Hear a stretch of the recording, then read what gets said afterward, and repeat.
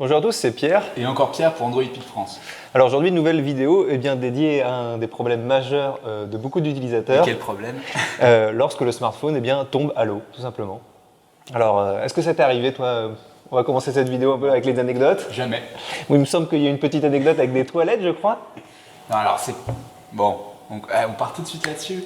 Bon, alors en fait, il se pourrait bien qu'une fois, malencontreusement, j'avais un polo comme celui-ci, j'ai mis mon téléphone dans la poche, comme ceci. Et puis, malencontreusement, j'ai juste essayé, voilà, j'ai tiré la chasse d'eau. Et le téléphone est tombé. Et là, dans l'eau. Malheureusement, ça arrive à tout le monde, même aux meilleurs. Exactement. Je me souviens de ma mère qui avait passé à la machine à laver un jean où était resté le téléphone portable de mon frère. Et ça arrive à tout le monde, hein. Avec ma soeur et tout ça, je suis quasiment certain que ça nous est arrivé aussi à la maison. Ça vous est peut-être arrivé, c'est peut-être pour cela que vous regardez notre vidéo actuellement. Alors, bien entendu, on va commencer par exemple l'accident. Hop, le téléphone tombe à l'eau. Oui, par contre, là, c'est la catastrophe. C'est la catastrophe. Alors, parce que je sais pas si le V20, on peut le mettre dans l'eau, donc là, t'en as mis un peu partout.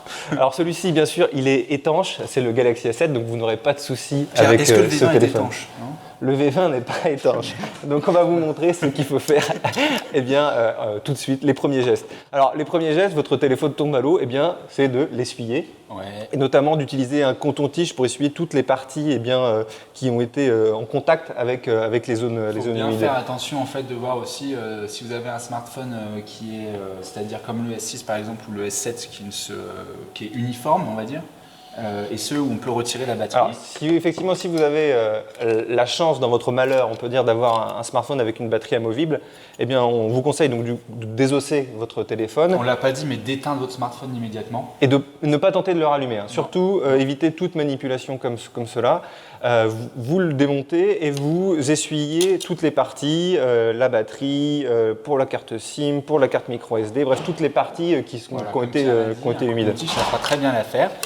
Prenez votre temps, parce que c'est pas parce qu'il est tombé dans l'eau que ça veut forcément dire qu'il est mort. Hein. Il va prendre un vrai coup.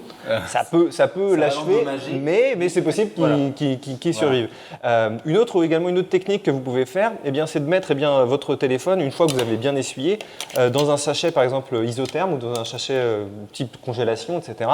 Et vous mettez par exemple du riz, ou ça existe, ça se vend dans les magasins de bricolage ou même dans certains supermarchés, des petits sachets de silicate. Et en fait, le but est d'absorber l'humidité. Donc vous plongez votre smartphone, vous le remplissez de riz ou de ces petits sachets de silicate. Qu'il n'y ait plus d'air dans le sachet. C'est les sachets qu'on trouve dans les boîtes de chaussures. Et quand on était gamin, on se disait mais ça sert à quoi ces trucs-là? C'est ça en fait, c'est pour garder toute l'humidité en fait, et donc ça va permettre d'absorber toute l'humidité qui peut rester dans les composants du smartphone. Et vous le laissez 1 à 2 journées, le plus longtemps possible. Le but c'est d'absorber l'humidité. Alors ça ne va pas faire des miracles, mais ça va contribuer un peu à l'améliorer. Ce qu'il faut en termes de garantie, est-ce que tu as quelque chose à ajouter là-dessus? En termes de garantie, effectivement, si votre smartphone tombe à l'eau, si vous le renvoyez au service après-vente… La garantie tombe à l'eau aussi. Exactement, puisque chaque smartphone en fait, est équipé de petits capteurs à l'intérieur qui sont invisibles la plupart du temps et qui changent en fait, de couleur par exemple au contact de l'humidité. Et donc du coup, le service après-vente est capable de déceler que le smartphone a été en contact avec l'eau.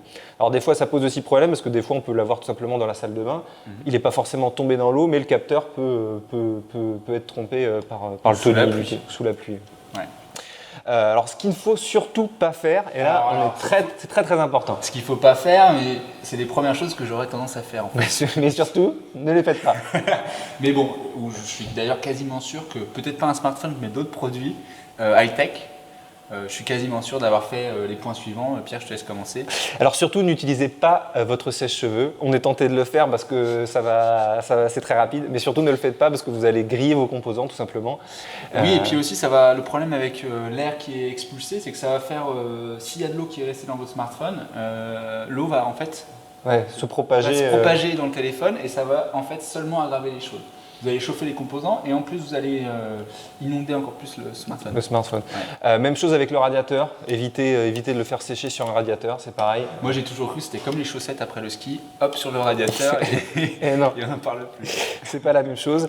Et puis les poudres ou les recettes miracles, ça n'existe pas. Il n'y a malheureusement pas de choses miracles pour enlever l'eau du smartphone tout simplement.